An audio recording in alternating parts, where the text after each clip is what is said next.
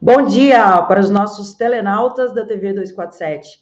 Eu sou Laís Gouveia e inicio com vocês mais um boletim especial Eleições 2022. Neste espaço, de segunda a sexta-feira, logo pela manhãzinha, eu informo vocês sobre a agenda dos dois principais candidatos, sobre as últimas movimentações do pleito eleitoral e também sobre pesquisas de intenção de voto. Hoje nós temos vários assuntos, vamos falar sobre o segmento evangélico, vamos falar sobre mais aí ações escusas envolvendo o clã Bolsonaro, sobre Datafolha, sobre agenda, temos várias pautas. Então, eu vou começar compartilhando com vocês a nossa atual manchete, que é a onda pró-Lula. Onda pró-Lula deve crescer e definir a eleição no primeiro turno. O Datafolha, divulgado nesta quinta, consolidou na campanha de Lula o sentimento de que é muito difícil haver uma reação bolsonarista nas urnas. A leitura da equipe de Lula sobre a pesquisa é que, apesar de Bolsonaro ter gasto toda a sua munição com programas como Auxílio Brasil, desonerações e ofertas de crédito, o petista segue como favorito e é improvável que deixe esta posição. Então, informa aí a Bela Megali. O comando da campanha de Lula avalia que a migração do voto útil a favor do ex-presidente deve acontecer no decorrer da próxima semana, conforme o dia da eleição se aproxime. Por isso, a campanha acredita que uma onda pró-Lula poderia crescer e definir a eleição no primeiro turno. Lula cresceu 2 pontos percentuais, indo para 47% das intenções de voto. E Bolsonaro se manteve estagnado com 33%. Então, isso é uma péssima notícia, né? Para o comando de campanha de Bolsonaro, porque realmente ele não sai desse percentual, ele não consegue. Inclusive, alguns analistas dizem que ele sim já atingiu seu teto e não vai sair desta posição. Próxima notícia, pois hoje nós temos várias notícias. Mais Datafolha para vocês. A maioria dos brasileiros considera que há corrupção no governo Bolsonaro.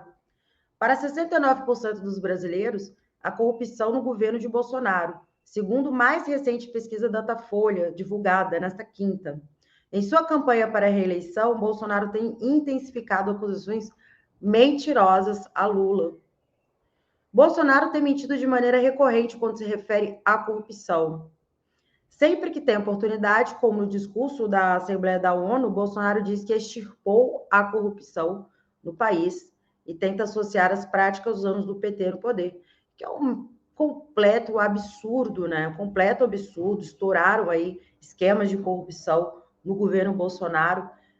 Vamos lembrar do que aconteceu no Ministério da Saúde, vamos lembrar o que aconteceu no Ministério da Educação. Então, assim, isso só para citar 2 exemplos, né? Então, Bolsonaro, com o seu clã também, né, sempre tentando enriquecer de forma ilícita.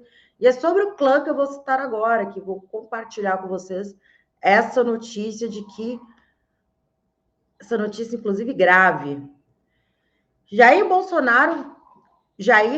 Flávio Bolsonaro visitaram Adriano da Nóbrega, chefe do escritório do crime, quando ele estava preso. A jornalista Juliana Piva, uma das maiores especialistas nos crimes da família Bolsonaro, publica uma revelação importante nesta sexta. Bolsonaro e seu filho mais velho, Flávio, fizeram ao menos 2 visitas ao ex-capitão do BOPE, Adriano da Nóbrega, entre 2004 e 2005. Nóbrega foi apontado pelo Ministério Público em 2019 como líder de um grupo de matadores de aluguel chamado de Escritório do Crime, e também denunciado por participar de uma milícia no Rio das Pedras. Questionado sobre os dois episódios de visitas à cadeia, a assessoria do presidente e do senador disseram por nota que, à época das homenagens, era impossível prever que alguns desses policiais pudessem desonrar a farda. Envolvido no assassinato de Marielle Franco, Nóbrega morreu em uma operação policial na Bahia, após passar 1 ano como foragido. Gente, convenhamos, né? Este assassinato do Nóbrega, né, que ele foi perseguido lá na Bahia, é tido muito como um esquema de queima de arquivo, né? Porque aquilo ali foi muito estranho, né? Logo ali deram um jeito de calar este homem que com certeza sabia de muita coisa, muito caroço nesse angu, mas queima de arquivo aconteceu naquele momento. Bom, vamos para a próxima notícia. Eu estou aqui caminhando rapidamente com vocês, pois temos várias notícias hoje. Frota grava vídeo para apresentar pontos turísticos de São Paulo a Tarcísio, que não conhece o estado. Então, o que aconteceu? Após o candidato Tarcísio de Freitas passar no vexame ao vivo durante a entrevista concedida à TV Vanguarda, quando não soube dizer ao menos o local em que vota, Alexandre gravou um vídeo repleto de ironias representando os principais pontos turísticos do estado ao bolsonarista. Então, o vídeo está disponível aqui nesta matéria, mas o vídeo é muito engraçado, porque ele vai apresentando com... O Frota também é carioca, né? E aí ele vai puxando S para... Ele vai puxando o S, né? Vai puxando o sotaque paulista para apresentar para o Tarcísio os principais pontos turísticos de São Paulo. Ele cita o Estadão, ele cita a Avenida Paulista, ele cita os estádios, enfim, vários locais, né? O aeroporto de Congonhas, porque inclusive o Tarcísio, né, não soube dizer o nome do aeroporto outro dia, ele disse Congonha. E aí ele ressalta no vídeo Congonhas. Então ele vai apresentando aí para o Tarcísio, né? Pois essa candidatura dele é uma fraude, ele é carioca, né? O Tarcísio bolsonarista não tem nenhuma noção da cidade de São Paulo, do estado de São Paulo.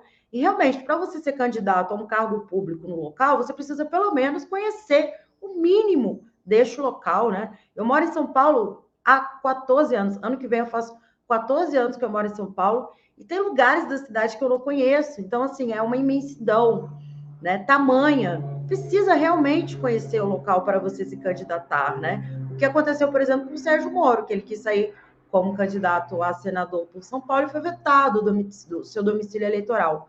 Pois ele não tem noção, a realidade, ele não conhece. E o mesmo deveria ter ocorrido com este cidadão bolsonarista, que não tem a mínima noção da cidade de São Paulo. Bom, vamos aí. Então, quem quiser assistir o vídeo, é só entrar na matéria que está disponível no site Brasil 247. Jovens evangélicos declaram voto em Lula e se rebelam contra pastores que negociam apoio a Bolsonaro. Uma reportagem do jornalista Ray Anderson Guerra, publicada no jornal Estado de São Paulo, revela um fenômeno novo e bastante interessante nas igrejas evangélicas. Jovens fiéis estão se rebelando contra a venda de apoio feita por donos de igrejas, que muitas vezes se comportam como empresários que negociam o apoio de seus rebanhos. A disputa pelo voto cristão, protagonizada por Bolsonaro, candidato à reeleição, e pelo presidenciável do PT, está rachando igrejas evangélicas no Brasil. Enquanto as cúpulas das denominações abraçam o bolsonarismo e tentam influenciar o voto dos fiéis, evangélicos jovens e de baixa renda rompem com grandes congregações e declaram apoio ao petista. Jovens, mulheres e eleitores de periferia, onde Lula se sai melhor, lideram a mudança. Ainda há casos de pessoas que, cansados do tom político de alguns eventos, se afastam dos cultos. Essa informação é muito interessante, né?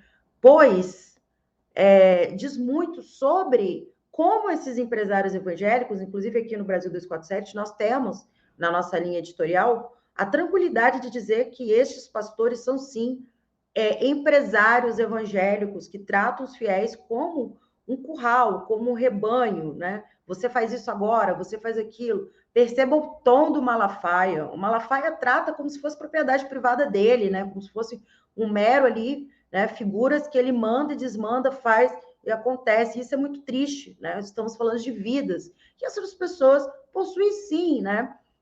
Pelo menos aí, como aponta a reportagem, jovens que não aceitam votar no Bolsonaro porque o Malafaia manda. Então, isso é muito bonito, esse despertar da consciência política, né? Eu posso sim ter opinião, eu posso sim escolher meu candidato, e não é o Malafaia que vai decidir a minha vida. Então, realmente, esta reportagem é muito importante mesmo para o nosso cenário, né? Bom, vamos aí para a última notícia, que é o quê? A participação de Lula no programa do Ratinho, né? Internautas apontam que Lula virou voto até de Ratinho após a entrevista. Após o presidente conceder sabatina ao apresentador bolsonarista Ratinho em seu programa, internautas consideraram que até seu voto petista conseguiu mudar. Em um certo momento da entrevista, Ratinho confidenciou que Lula é encantador. Então, vamos aí às repercussões. Chico Barney, jornalista, você é encantador, diz Ratinho para Lula, virou voto. Noblar, minha impressão, até Ratinho abandonou o barco do capitão. Então, este meme mostra outro trecho, né? O Lula diz, na minha época até você era mais feliz, até você dava mais risada.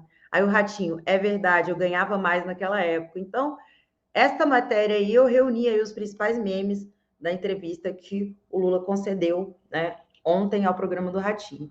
Bom, opa! Vamos lá, respira, vai dar certo. Vamos às agendas dos dois principais candidatos. Lula, às 18 horas, participa de um ato no Parque Ipanema, em Ipatinga, grande Ipatinga, querida, Minas Gerais. E Bolsonaro, às 11 horas, tem encontro com prefeitos, candidatos e autoridades, e depois participa de uma motociata. Ninguém aguenta mais falar em motociata. Vamos aí banir este termo depois que esse cidadão ser derrotado. Às 13 horas, realiza comício na Praça do Santuário, almoço com crianças adotivas, e todos os eventos são em Divinópolis, Minas Gerais. Então, os dois estão no estado de Minas Gerais. Grande Minas Gerais, eu sou mineiro, um abraço para todos os mineiros. Vou ficando por aqui. Um ótimo final de semana para vocês. Eu estarei de plantão no Brasil 247, mas que vocês possam aproveitar o final de semana de vocês. Até a próxima!